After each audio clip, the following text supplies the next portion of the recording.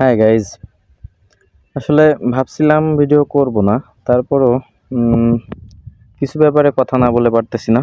গতকালকের যে আরসিবি বনাম কেকেআর ম্যাচটা হয়েছে, যে ম্যাচে বিরাট কোহলির যে আউটটা দেওয়া হয়েছে, সবাই অনেকের মতামত এটা ফেয়ার আউট, আবার অনেকে মতামত করতেছে এটা বিরাট কোহলির সঙ্গে দুর্নীতি করা হয়েছে।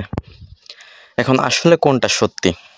সবার মতামত যে যার মতো করে মতামত দিছে। যদি আমরা একটু বিশ্লেষণ করি, আসলে ক্রিকেটের নিয়ম অনুযায়ী যদি বল সরাসরি ব্যাটসম্যানের মানে মাজার উপরে আসে, তখন সেটা নো বল হবে।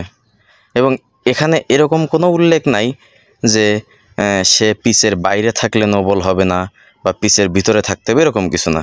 সে পিচের বাইরে থাকুক বা ভিতরে থাকুক, যদি মাজার উপরে বল যায় তাহলে অবশ্যই সেটা নো বল হবে। কিন্তু বর্তমান মানে গতকালকের যে অবস্থাটা আপনারা ভালো করে লক্ষ্য করেন, দেখেন বলটা উপর দিয়ে হালকা নিচের দিকে আসতেছিল।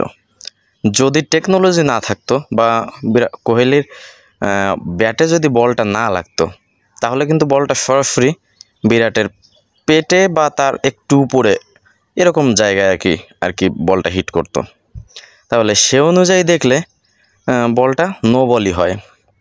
কিন্তু এখানে আম্পায়ার যে যুক্তিটা দেখাইছে সেটা হচ্ছে যে বলটা হালকা ডাউন হবে যখন পিচ বরাবর আসবে, সেই হাইটটা বিরাটের মাজার নিচে চলে আসছে, তার জন্য সেটা ফেয়ার বল হিসেবে গণ্য করছে।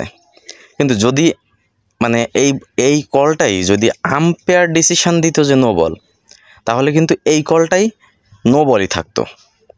আসলে রুলস যেমনভাবে করা হয়েছে, আর রুলসটাকে জাস্ট একটু ঘুরায় সেইভাবে আর কি রুলসটাকেও ব্রেক করা হয়েছে।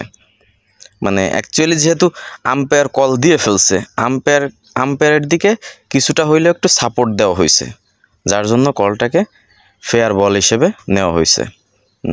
নিয়ম অনুযায়ী যদি দেখা হয় বা আমার পার্সোনাল মতামত অনুযায়ী, আসলে বলটা নো বলই হয়, বিরাটের আউটটা আসলে নো বলই হয়।